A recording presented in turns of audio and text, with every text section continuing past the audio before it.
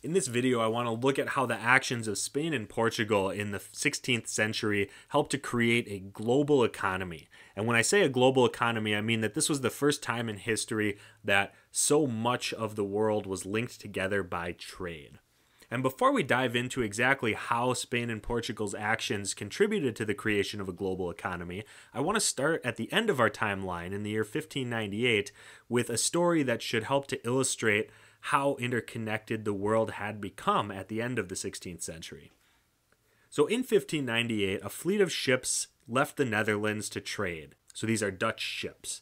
And one of the sailors on this fleet of ships is an Englishman named William Adams. This fleet of ships sails down the coast of Africa. They stop off West Africa here. They trade as many European ships would do at this time. Then they sailed around South America and ended up off the coast of Peru. And at this point, William Adams started keeping a journal. And he tells us, it was agreed that we should leave the coast of Peru and direct our course for Japan, having understood that cloth was good merchandise there, and also how upon that coast of Peru, the king's ships were out seeking us. And the king that Adams is referring to here is the king of Spain. Peru is a Spanish colony at this time, and the fleet, which again is from the Netherlands, is worried about this because the Netherlands are at war with Spain. The Netherlands are rebelling against Spanish rule at this time. And this is evidence for a couple of points that illustrate again how interconnected the world economy was. First, they know about Japan, and they know how to get there. Second, they also have some idea of what kind of merchandise might be valuable to try and trade in Japan. So they do sail to Japan, they make it there, and they end up as prisoners of the Japanese emperor. And while they're prisoners in Japan, there are Portuguese priests also living in Japan who are trying to convince the Japanese emperor that he should execute these Dutch and English sailors as pirates. The emperor decides that he's not going to execute them if they want to trade and he wants what they have to trade, they can trade, and then he forces William Adams, the Englishman, to stay and help his navy build ships. And this is how Adams ends up in a position where he can help the English open up trade with Japan a few years later. And I mentioned early on that Portugal was one of the major contributors to this new global economy, and we see in Adams' story that there are Portuguese priests in Japan in the year 1600. So that raises the question of, how did these Portuguese priests end up in Japan? Well, to understand that, we actually jump back to the beginning of our timeline when, in 1498, a Portuguese sailor named Vasco da Gama made it around the south coast of Africa and sailed to the Indian city of Calicut. And this was the beginning of the Portuguese Empire in the Indian Ocean and the East Indies.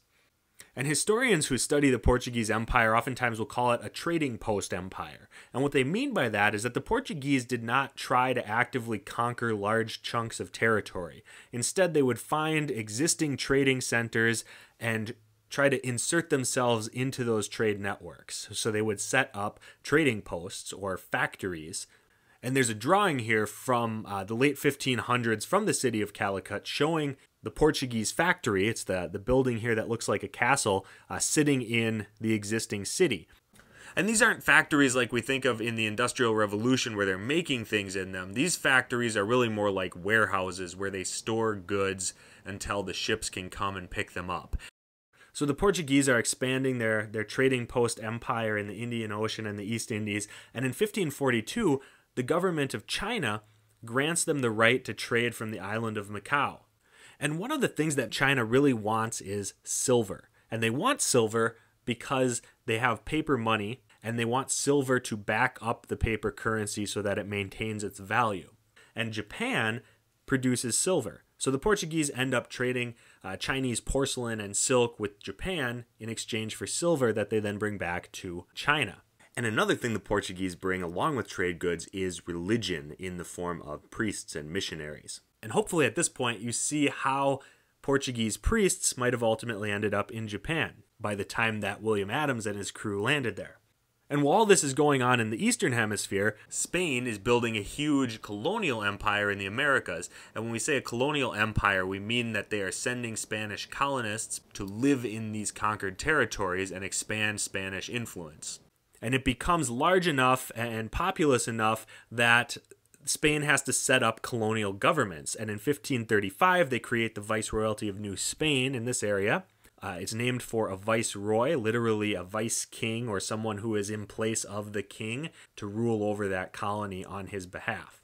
And then in 1542, they create the Viceroyalty of Peru in this area, which is the same Peru that William Adams was referring to in his diary from 1600. And in these Spanish viceroyalties, plantations are one major source of wealth. And a plantation is essentially a large farm that produces crops that are very valuable, that can be exported and sold for high profits. The other major source of wealth in the Americas was mining, and especially silver mining, because in the mid-1540s, at Zacatecas in modern-day Mexico and at Potosí in modern-day Bolivia, the Spanish find giant deposits of silver, some of the largest silver deposits in the world. And this has two major impacts on this global economy that is starting to form. So the first impact we want to highlight is that on labor in the Americas. So maintaining and operating plantations and mines is really brutal, hard work, to the point where people will die doing this kind of work. And the Spanish who were colonizing the area were not doing this work on their own. And on top of this, they're increasing production in plantations and in mines, so they just need more and more labor. So they start to turn to enslaved African workers. So in terms of our globally connected economy that's developing, what we see now is West Africa is brought even more into these trading networks and relationships with the Spanish and the Portuguese. Prior to this point, West Africa was a trading area for the Portuguese and for the Spanish, especially for things like gold and ivory and certain spices.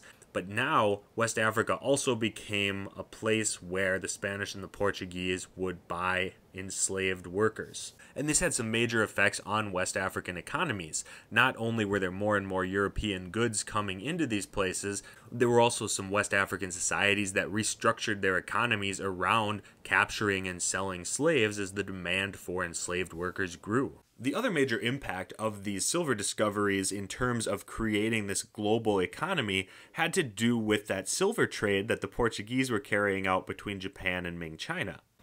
At this point in time, Ming China was the largest state, the largest empire in terms of population in the world. So despite the distance and the risks involved, Spain was now looking for a way to get to China to trade this silver. In 1521, Ferdinand Magellan had claimed the Philippines for Spain. Spain didn't colonize them at the time, but in 1565, the Spanish sent a group of colonists to settle in the Philippines, and from this venture, part of this group ends up figuring out how they can sail across the Pacific Ocean from the Philippines to New Spain, modern-day Mexico. And this opens up what becomes the galleon trade in the Pacific. A galleon is a large sailing ship, and it's really useful for long-distance trade because it's big and it can hold a lot of cargo, and it also carries guns to defend itself. So from the 1570s forward, you now have a regular trade going on where silver from the Americas is being shipped to Manila in the Philippines,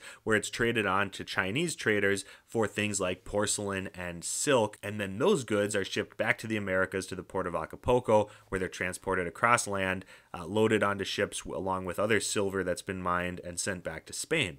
So the final piece of this global economy really falls into place in 1580 with the Iberian Union. And the Iberian Union refers to a time when the King of Spain also became the King of Portugal. And Spain and Portugal are on the Iberian Peninsula, so that's where we get Iberian Union. At this point, we know that Portugal had a really large global empire with lots of trade. Spain had a large global empire with lots of trade. And now both of those empires are ruled by the same king. So all of these trade networks become essentially part of the same empire. Now we have this situation where demand for silver in Europe and in China is having impacts on labor systems in the Americas, which in turn is having impacts on populations in West Africa. And to go back to the beginning of our story, this deeply interconnected global trade network is also the reason that by the year 1600 we can see an Englishman sail to Japan with a Dutch fleet and run into a group of Portuguese priests while he's there. Another way to think about this is that William Adams' story was only possible because of what Spain and Portugal did throughout the 16th century to create these long-distance trade networks.